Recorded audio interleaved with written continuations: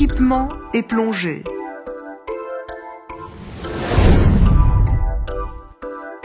L'équipement spécifique de plongée sur épave inclut une puissante lampe de plongée, une ardoise immergeable avec un crayon à mine tendre et une gomme, ainsi qu'un compas de plongée.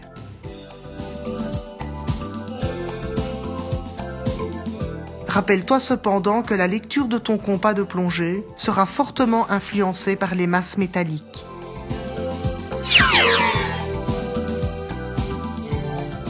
Dans le cours de spécialité PSS Wreck Diving, tu apprendras comment utiliser un détendeur de secours avec un tuyau d'au moins 2 mètres de long et d'autres instruments utiles.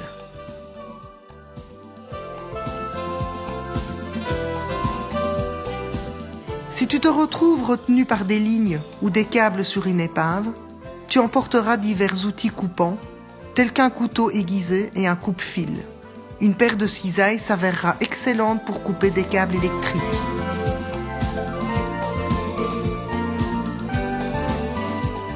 Si tu comptes prendre des mesures, une bonne idée sera d'emmener une ligne marquée. Si l'épave n'est pas très visible, elle pourra également être utilisée comme fil d'Ariane et tirée de la proue à la poupe. Des lignes de marquage, constituées par une bouée et une ligne plombée, s'avéreront très utiles lors d'une plongée sur épave. Elles permettront de marquer très facilement les endroits intéressants sous l'eau.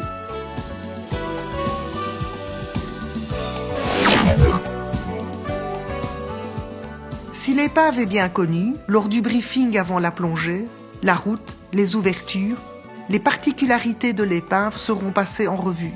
Prends-en note sur ton ardoise immergeable. Ce sera très utile en plongée.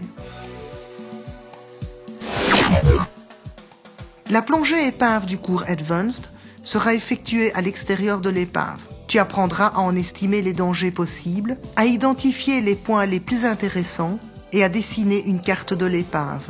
Monte du fond, généralement en utilisant une ligne de marquage, en prenant bien soin de contrôler ta flottabilité. Plonge autour de l'épave et prends note de certains détails sur ton ardoise immergeable. Prends soin de ne pas omettre de détails importants qui pourraient t'aider à trouver plus d'informations concernant l'épave. Tu essayeras d'estimer l'état général de l'épave et son ancienneté, si elle est métallique ou en bois, et si elle est identifiable ou non. Tout en restant à l'extérieur de l'épave, tu en identifieras les points d'accès possibles. Il y a plusieurs façons de se déplacer sur une épave. Sur les épaves quasi intactes et par bonne visibilité, tu peux suivre la forme de l'épave.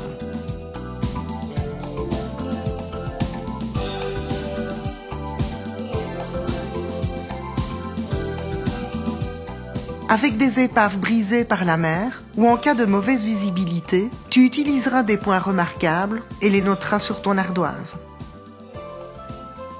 Dans des situations de visibilité réduite, le mieux est d'utiliser un fil d'Ariane qui partira de l'ancre du bateau ou de la bouée de marquage. Lors de l'exploration de l'épave, tu noteras comment elle est couchée sur le fond, ou du moins ses parties principales si elle est brisée, et tu noteras les cycles de palmage de façon à en estimer la longueur. Sur base de tes notes, ton instructeur te demandera de dresser une carte du site de plongée. Bonne plongée!